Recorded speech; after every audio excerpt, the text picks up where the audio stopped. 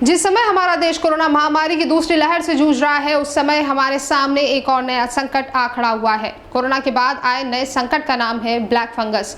यह वह बीमारी है जो कोरोना के मरीजों व कोरोना से ठीक हुए मरीजों के लिए बहुत ही खतरनाक बताई जा रही है।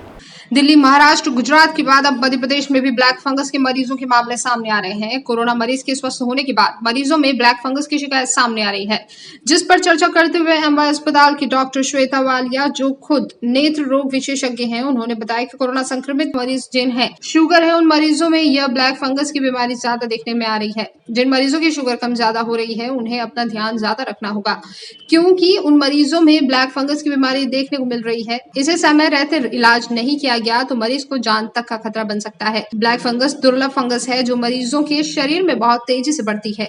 यह इन्फेक्शन दिमाग, फेफड़े और आंखों पर हो रहा है। इस बीमारी में मरीजों की आंखों की रोशनी तक जा चुकी है, तो वहीं कुछ मरीजों के जबड़े तथा नाक की हड्डी भी गई है। ब्लैक फंगस शुगर वाले मरीज में ज्यादा देखने को मिल रही है। जो मरीज दवाओं पर निर्भर करते हैं, जिनका इम्यूनिटी सिस्टम कमजोर होता है, वह इसके शिकार जल्दी हो रहे हैं। इससे बचने के लिए सभी को अपना अपना इम्यूनिटी सिस्टम मजबूत रखना होगा। यहाँ एक गंभीर समस्या है जो कि ब्लैक फंगस के रूप में नजर आ रही है।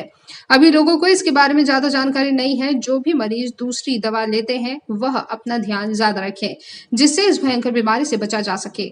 जो कोरोना के पेशेंट हैं, जिनको कोरोना हो चुका है और मोस्ट प्रोबेबली जिनको जो रिस्क फैक्टर्स हैं, जिनको डायबिटीज़ है और जिन्होंने स्टेरॉइड लिया है, उनको ज़्यादातर रिस्क फैक्टर्स हैं। लेकिन ऐसे पेशेंट भी हैं हमारे पास जिनको माइल्ड इन्फेक्शन हुआ है और उनको बहुत स्टेरॉइड भी ज़्यादा लंबे समय के लिए नहीं दिया गया, उनको भी इस तरीके की परेशानियां देखने को मिल रही हैं।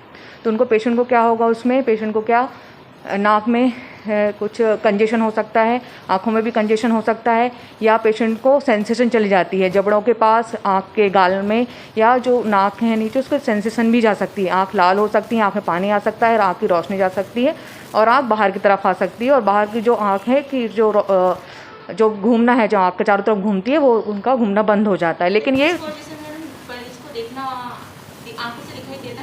देखिए, ये जो लेट स्टेज में होता है, जब पेशेंट को जब साइनस के बाद जब नाक में इन्फेक्शन हो जाता है, साइनस में इन्फेक्शन होता है, उसके बाद आँख इन्वॉल्व होती है, तब उसकी रोशनी चली जाती है, फिर धीरे धीरे आँखों का बाहर निकलना स्टार्ट होता है। लेकिन अगर पहले ही जो नाक में इन्फेक्शन स्टार्ट हो रहा है, साइनस में इन्फेक्शन स्टार्ट हो गया है, वहीं अगर प्रिवेंशन कर लिया जाए तो ये आँख तक नहीं फैलेगा और आँख से क्या ब्रेन में फैलने के चांसेस रहते हैं।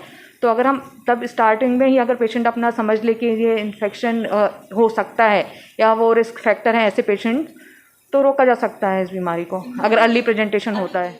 नीतू मोर की रिपोर्ट।